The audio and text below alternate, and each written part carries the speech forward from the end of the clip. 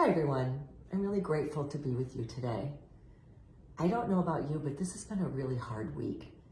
And as I've reflected back, I truly believe that humanity right now is experiencing a collective trauma. We wake up every single day in trauma. And so as we're trying to navigate this global pandemic, I think it's natural for us to be grieving. And so over this past week, I have been bearing witness to my own personal experiences of the 5 stages of grief and Elisabeth Kubler-Ross's book on death and dying. So today I want to share with you the first stage, denial. I believe that denial and shock is an unavoidable and very human part of the grieving process. Who else is feeling that right now? Yeah, and I also, just because denial is the first stage, it doesn't mean that you have to be feeling that right now. And if you are, it doesn't mean that you're going to work through this stage of denial and it's going to be over. I believe that these 5 stages are very fluid and we may experience them in a different order and they may come back. All of that is possible as we navigate ourselves through this process of grief. You know, when our circumstances become so overwhelming, we feel numb, right? We want to deny what's happening. We try to push it away. We feel a bit of shock. And so I think that denial is a natural defense mechanism. Denial helps us survive. You know, the shock of all of this is overwhelmingly painful. And so it allows us the time to take it in more slowly, more gently. I truly believe that it's life's way of letting in only what we can handle in this moment. You know, only what we can take the time to process in this moment. I mean, we need the time to process this new reality. We need to process it personally, but also we're processing this whole idea of loss collectively. And so denial gives our mind the time to adjust to this new reality. So as we're going through all of this process, it is so vitally important that you not judge yourself for this very human experience that we're having, this very human condition that's happening for all of us. So I've been thinking a lot this week about Maya Angelou. She's one of my favorite teachers. And I love her quote, "Forgive yourself for not knowing what you didn't know before you learned it." And so I'd also like to add, forgive yourself for needing this time to process these overwhelming emotions. What's going on in this world right now is a lot. It's a lot for us to take in. It's a lot for us to sort out. And, it's just a lot right now. And I think, waking up every morning, it's a lot. So let the pressure off of yourself. Please let the pressure off. Denial and shock is not going to go away overnight. They may come and go, especially as the data and the circumstances that we're trying to process in every moment, it changes. Every moment, it's around us every day. Shock and denial can help us, pace our feelings of grief. If you could try to look at this as denial being a little bit of a blessing, and as we slowly begin to learn the difficult reality of what's happening around us, you may be little by little ready to feel these a little bit more emotional discomfort as each day goes on. So pace yourself. And I think this whole process, as I really have been looking at this a lot this week for you guys, this whole process is the beginning of the healing process. And I feel like Monday I could barely get myself out of bed. And here I am on Friday. So we're really regaining our strength as we move through this process of absorbing the reality of what is happening in this moment.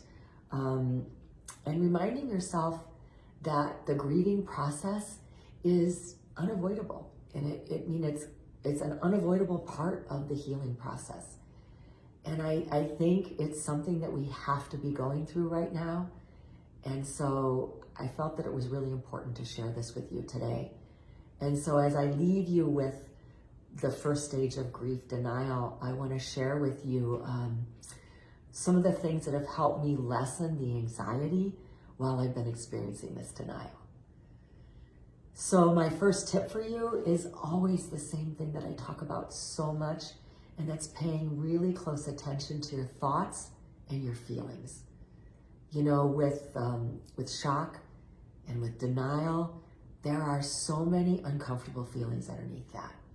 So it's really going to be important for you to be aware of how you talk to yourself and what are you feeling every single moment of the day.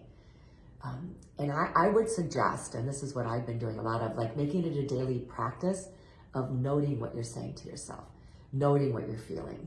Maybe get a journal and just write it down in the moment. Keep a little notebook in your pocket and write it down in the moment. What are you feeling in this moment? What's happening for you in this moment? So that you can actually be so aware of what you're thinking.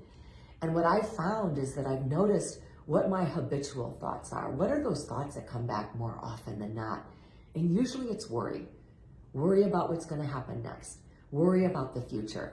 And we all know that worry takes so much energy and so much of our precious time. And we also all know that we cannot control what's happening. And certainly this pandemic has shown us that we have absolutely zero control over what's happening, but we can control how we respond to the thoughts that we're having. That's why I love that research that Jill Bolte-Taylor did after she had that stroke in her 30s. She said it takes 90 seconds for a feeling to move through our body, unless we fuel that feeling with thoughts. So that's why it's so important to feel that feeling in the moment and let it move through your body. Knowing that no feeling is final, our thoughts and our emotions change constantly. So I believe that we can really trust the beauty of impermanence. And so my second tip for you is to check in with yourself regularly. How often do I say that I check in with myself all the time? So I'm going to say, just pause all day long and just ask yourself. I say to myself, how's it going right now, Barb? What's happening for you in this moment right now? Just really being so totally aware of what you need. You know, I've started asking myself, what's happening for you in this moment and what do you need? And then pause and listen for the answer. Often I need to check in with a friend, or I need to go get a glass of water, or I need to take a nap, or I need to slow down the thoughts in my mind, take a bath, go for a walk. Whatever it is, I'm really trying to be really in tune with what my body, what my mind, what my spirit, what do I need in this moment? And I think the extraordinary thing is, we say all the time, you're never alone, because we're not. We're all experiencing these things at one time or another. But truly tap into that feeling that you are not alone, because we are all experiencing this extraordinary moment in the same real time. We're walking in each other's shoes, different degrees of severity, but we truly are all experiencing this, so you are not alone. So anyone that you reach out to for help knows exactly what you're experiencing in this moment. So please reach out if you need help. And then my third tip is being gentle and merciful with yourself. Oh my gosh, you know, the mind can take us down a rabbit hole. It can take us down the most scariest thing imaginable that can happen, right? We all know that. We've experienced the thought process that takes us into these scary moments. So just imagine right now, we're in that scary moment. I mean, I can't imagine a time being more unpredictable than right now. So just think about that we're in it.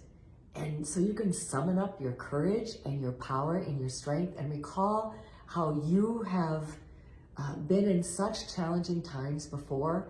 This might be the most challenging and maybe not, but just know that you've got this. Like, we've been here before, and collectively we've been here before. Think of all of the times as a country, as a nation, as a global community that we have met so many challenges with such confidence and bravery and certainty. We have survived. We're in this now and we will survive this. So pay attention to what's happening in your mind. Don't let it tell you that you can't handle this. Because let me tell you, life is challenging enough than to have your mind beating yourself up, telling you're not good enough, or that you're not doing enough, or that you're not smart enough. And I want to leave you with this. For those of you who are having trouble paying your bills, who have been laid off, who are on the front lines of risking your lives to save our life. I want you to release yourself from the shame that maybe you don't feel good enough that you're doing enough, or that you might feel shame that you've lost your job, or that you can't pay your bills, or that you're having trouble in any situation or any way at all. These times are tough. Please be gentle with yourself, release yourself for that, and know that not only are you enough, you are more than enough. And whatever you're feeling right now, it will pass. You are loved, you are cherished, you trust that you've got this and that this will not last forever, and that we love you. I love you so much. We support you in whatever you're going through right now. We support you. So I love you. Please take care of yourself. May you be safe. May you all be healthy. May you try to navigate this whole global pandemic with ease. And may you always know that you're not alone.